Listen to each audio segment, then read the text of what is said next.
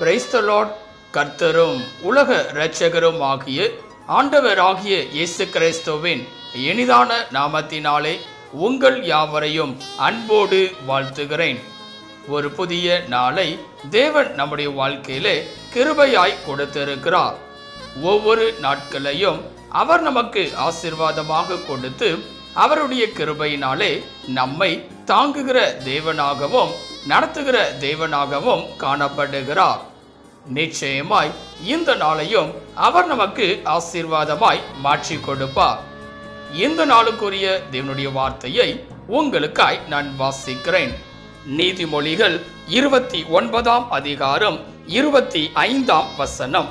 நீதிமொழிகள் 29 அதிகாரம் 25 வசனம்.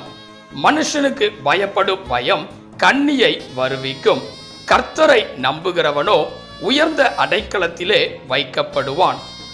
எனக்கன்பான தேவ பிள்ளைகளே, இங்கே அருமையான ஒரு வார்த்தையை குறித்து நாம் பார்க்கிறோம். உயர்ந்த அடைக்கலம் என்பதாக இந்த உலகத்தில் வாழ்கிற ஒவ்வொரு மனிதர்களும் தங்கள் வாழ்க்கையிலே எப்படியாவது உயர்ந்த நிலைக்கு கடந்து செல்ல வேண்டும் என்று சொல்லி விரும்புகிறவர்களாகவே காணப்படுவார்கள். எப்படியாவது தன்னுடைய வாழ்க்கையிலே அடுத்த நிலைக்கு கடந்து செல்ல வேண்டும் என்று சொல்லி ஆவல் கொண்டவர்களாக காணப்படுவார்கள். அதையே நோக்கி பலவிதமான காரியங்களை செய்பவர்களாகவும் தங்களுடைய வேலைகளிலே முன்னேற்றம் அடைய வேண்டும் என்று சொல்லி பலவிதமான முயற்சிகளை எடுப்பவர்களாகவும் காணப்படுவார்கள். உலக பிரகாரமான காரியங்களிலே உயர்ந்த அடைக்கலத்திலே நாம் இருக்க வேண்டும் என்று சொல்லி பல்வேறு முயற்சிகளை எடுக்கும் போது தேவனும் நம்முடைய வாழ்க்கையிலே நம்மை உயர்ந்த அடைக்கலத்திலே வைக்கிறார். ஆம் பிரியமானவர்களே, உலக காரியமானது பல நேரங்களிலே தோல்விகளிலே கொண்டு வந்து விடுகிறது. பல நேரங்களில் நாம் யோசிக்கலாம், ஏன் என்னுடைய வாழ்க்கையிலே உயர்வில்லை, ஏன் என்னுடைய வாழ்க்கையிலே முன்னேற்றம் இல்லை என்பதாக. ஆனால் கர்த்தர் ஒரு மனிதனை உயர்த்த விரும்பினால் நிச்சயமாய் அவர்களை உயர்ந்த அடைக்கலத்தில் வைக்கிற தேவனாய் காணப்படுவார். எப்பொழுது என் தேவன் உயர்ந்த அடைக்கலத்தில் வைப்பார் என்று சொல்லி ஒரு சில காரியங்களை இந்த நாளிலே நாம் சிந்திக்க போகிறோம்.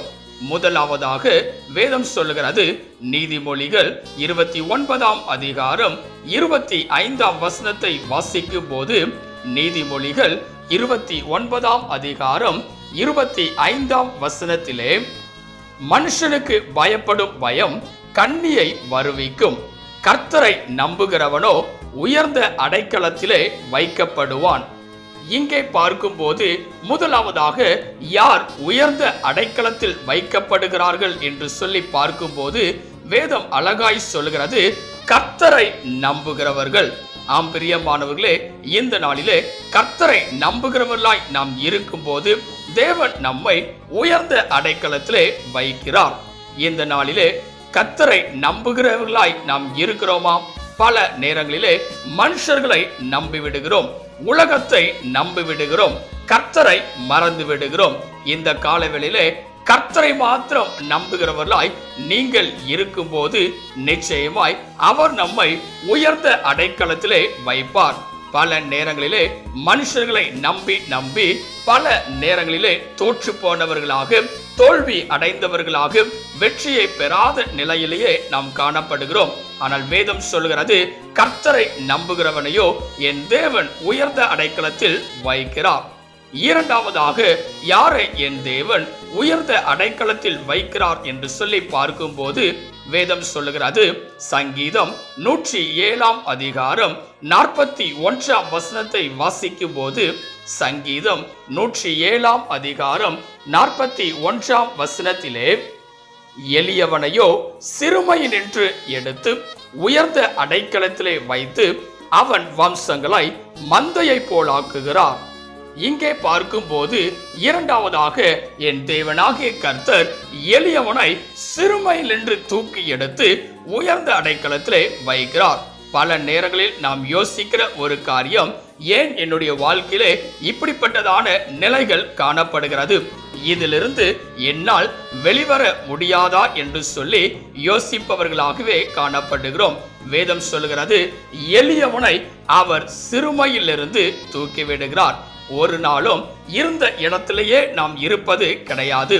கர்த்தர் நம்மை உயர்த்துகிற தேவனாய் இருக்கிறார்.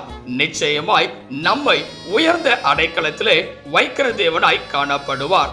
உங்களுடைய வாழ்க்கையிலும் கூட நான் எளியவனாய் இருக்கிறேனே, என்னுடைய வாழ்க்கையிலே ஆசீர்வாதம் உண்டாகாதா, என்னுடைய சந்ததி ஆசீர்வதிக்கப்படுமா என்று சொல்லி நீங்கள் கேள்விக்குறியோடு இருப்பீர்கள் என்றால் கர்த்தர் இந்த நாளிலே உங்களை உயர்ந்த அடைக்கலத்தில் வைக்கிறவராக காணப்படுவார்.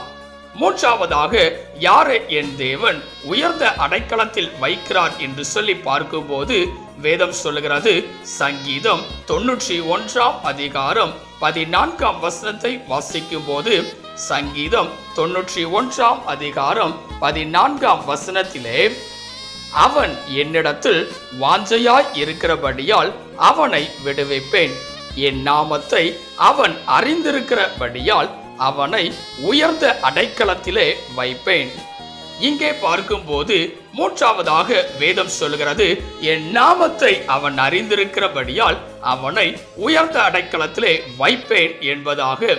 இந்த நாளிலே கர்த்தருடைய நாமத்தை அறிந்து கொள்கிறவர்களாய் இருக்க வேண்டும். பல நேரங்களிலே அதை அறிந்திருந்தும் மறந்தவர்களாகவே காணப்படுகிறோம்.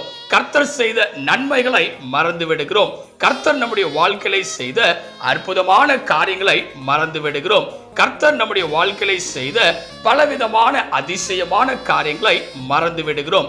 அவருடைய நாமத்தை என்றென்றைக்கு மறக்காதபடிக்கு அதை அறிந்து கொண்டே இருப்பவர்களாய் காணப்படும் போது அவர் நம்மை உயர்ந்த அடைக்கலத்திலே வைக்கிறவராய் காணப்படுவார். இந்த காலவேளையிலே இதை கேட்டுக்கொண்டிருக்கிற எனக்கன்பான தேவ பிள்ளைகளே, உயர்ந்த அடைக்கலம் எல்லா மனிதர்களும் விரும்புகிற ஒரு காரியம். அதை உலகம் தர முடியாது. ஆனால் நம்மை படைத்த நம்முடைய தேவனாகிய கர்த்தர் நம்முடைய வாழ்க்கையை தருகிறவராய் இருக்கிறார். யாருக்கு என்று சொல்லி 3 விதமான காரியங்களை இந்த நாளிலே நாம் சிந்தித்திருக்கிறோம். முதலாவதாக, கர்த்தரை நம்புகிறவர்களை என் தேவன் உயர்ந்த அடைக்கலத்திலே வைக்கிறார். இரண்டாவதாக, எளியவர்களை என் தேவன் உயர்ந்த அடைக்கலத்திலே வைக்கிறார். மூன்றாவதாக, அவருடைய நாமத்தை அறிந்திருக்கும் போது நம்மை உயர்ந்த அடைக்கலத்திலே வைக்கிறார். இந்த நாளிலே நீங்களும் உயர்ந்த அடைக்கலத்திற்கு வருகிறவர்களாய் இருக்க வேண்டுமா? கர்த்தர் உங்களுடைய வாழ்க்கையிலே அற்புதங்களை செய்ய வேண்டுமா? தேவனுடைய கரத்திலே உங்களை அர்ப்பணித்தவர்களாக இந்த 3 காரியங்களையும் நம்முடைய வாழ்க்கையிலே அபியாசப்படுத்தும் போது நிச்சயமாய் கர்த்தர் நம்முடைய வாழ்க்கையிலே பெரிய காரியங்களை செய்கிற தேவனாய் காணப்படுவார். தேவனுடைய கரத்திலே உங்களை அர்ப்பணிப்பீர்களாம். செபிக்கலாம்.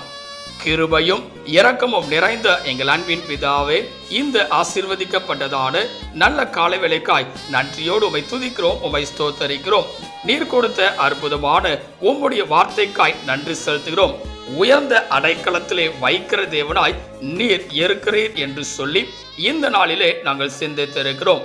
இந்த கால வேளையிலே இதை கேட்டுக்கொண்டிருக்கிற, இதை பார்த்து கொண்டிருக்கிற ஒவ்வொரு பிள்ளைகளும் தங்களுடைய வாழ்க்கையிலே உம்மை நம்பி இருக்கிறவர்களாக, எளியவர்களாய் இருக்கிறேன் என்று சோர்ந்து போகாதபடிக்கு உம்முடைய கரத்திலே அர்ப்பணித்தவர்களாக, உம்முடைய நாமத்தை அறிந்தவர்களாய் இருக்கும் போது அவர்களை உயர்ந்த ஸ்தானத்திலே உயர்ந்த அடைக்கலத்திலே வைக்கிற தேவனாய் நீர் இருக்கும்படியாய் நாங்கள் செபிக்கிறோம். நீரே பெரிய காரியங்களை செய்வீராக. நீர் மாத்திரம் மகிமைப்படுவீராக. இயேசுவின் நாமத்தில் செபிக்கிறோம் எங்கள் ஜீவனுள்ள நல்ல பிதாவே, ஆமென்.